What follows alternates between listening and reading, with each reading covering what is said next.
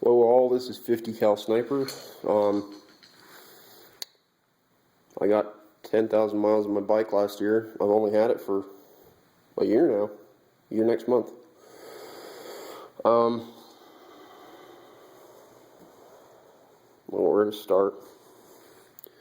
I'm doing spark plugs, air filter, whole shebang right before riding season. I was reading around and someone told me, oh, you can just wash the air filter in the 2012. Let me tell you, that's not true. Don't pull your bike apart thinking you can. This is the air filter right here. One side, the other side, it's all one piece.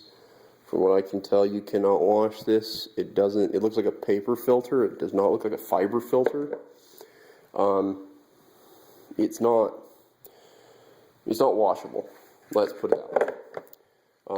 I was looking at them online. It looks like they're like $80, so I've got to find a better source for it.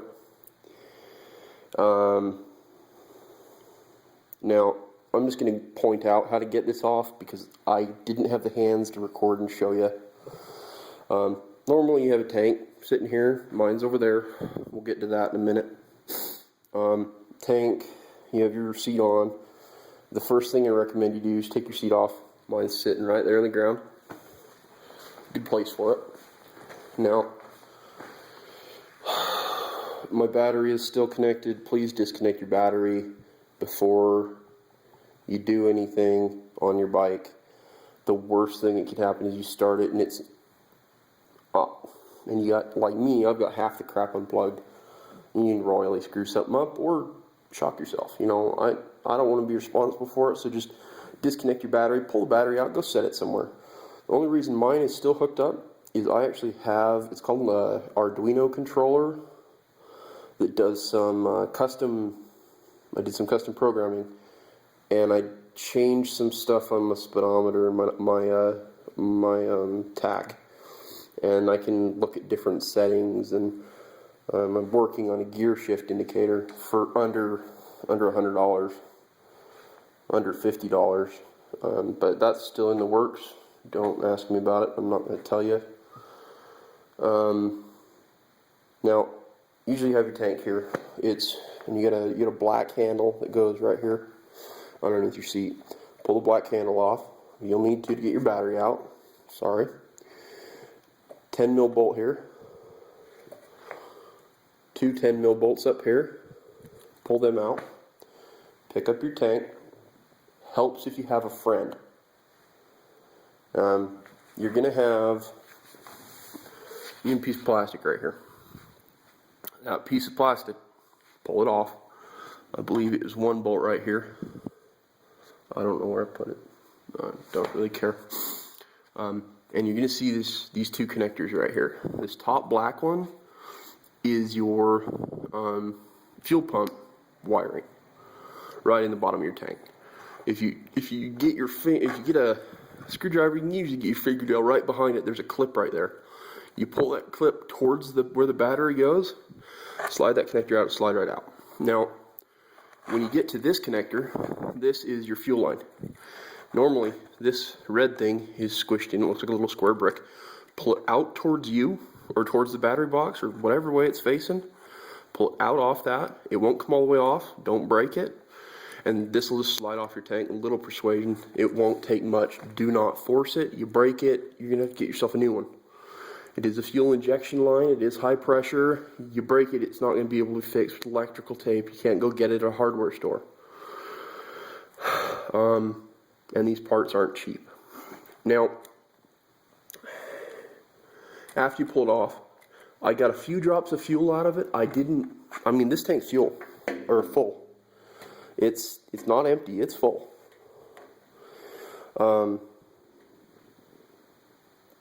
It got a few drops, and now it's sitting on my garage floor. It's not leaking at all. There's a flapper inside that fuel pump that doesn't let fuel in unless the fuel pump's on. Kind of the general idea. After you do that, you'll have a black cover. I'll set this back in there for you so I can show you what it looks like. Not putting it back in, it would bitch to get out. This wiring harness here actually goes over the top of these and back in there. I pulled 3 10mm bolts out of this. It's your fuse block, basically. And there's 2 connectors that go here, these 2 guys here. And I pulled them off. Sorry, I'm just completely pointing away. These 2 connectors. And they come off of here, right here. Look at them. I mean, if you can't figure out how to get them off, you PM me and you ask me, I'll tell you how to get them off. It's pretty simple, it's pretty self-explanatory, but if you can't figure it out, let me know, I'll help you. Don't want to break anything. And then I just pulled it up out of the way and set it over there. So it's not my way, I can get to all these screw holes. And then you're going to have to move this wiring harness. It's a little stiff, don't pull too hard on it. I mean, like we said, you don't want to break the thing.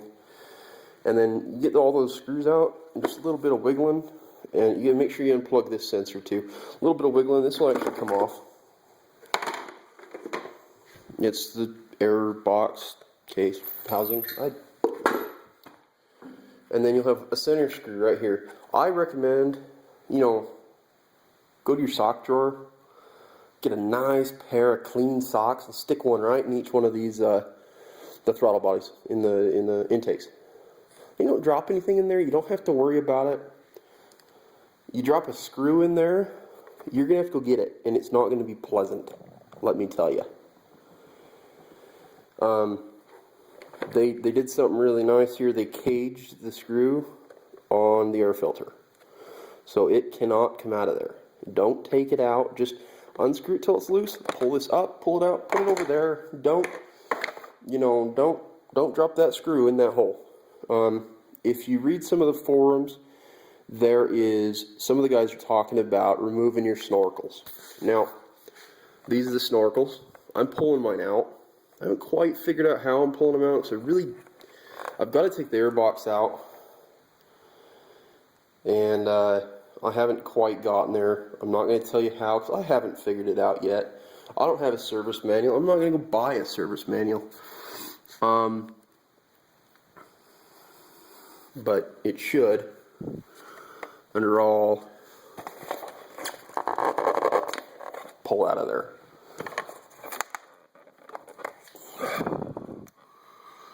Drain hole.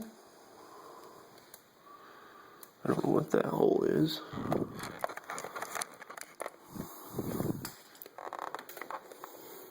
I'll figure it out. I'll put a link somewhere. I'll put it in the description. I'll put it somewhere. It tells you how to get that thing out of there. Really don't want to pull real hard on it and break it off. I'm a big guy. I can definitely pull it out of there. I'm doing plugs and snorkels and air filter, and this isn't going back together tonight. Just giving you a basic walkthrough of how to get it off of there. Just the tank and a few other things. If you were doing a power commander, it goes right here. Top of your tank, goes in there. I don't really see a point. I mean, if I was going to put a power commander on something, it's going to be the Busa. I've got a 2005 Suzuki Hayabusa. I mean, I'd put it on that. I'm not going to put it on a little 650. I'm sorry. I mean, 20 extra horse. If I want to go fast, I'll go get on something bigger. At the track where it's safe. And I really don't want to discuss that either. I mean, I've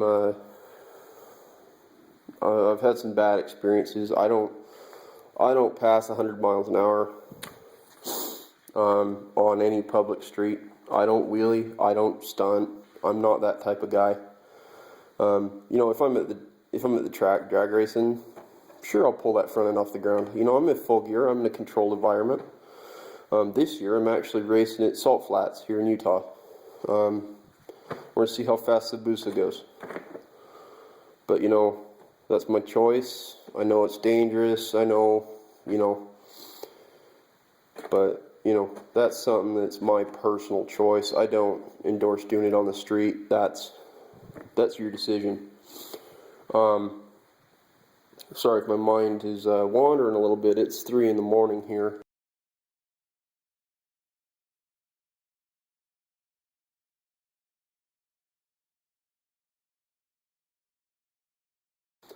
So that's it. If you have any questions, feel free to PM me or, submit a comment. And there's going to be more 2012 Ninja videos to come. So if you need more information on your bikes, feel free to subscribe, and I will. I'll be putting up another video. I'm going to do a custom Vents and Hines exhaust on it. I had a trash set of pipes from the Busa, and I've got a single side that I'm going to modify and fit on this. But that's it. So, it's 50 cal sniper, how to pull your tank off without actually showing you how to do it. Enjoy.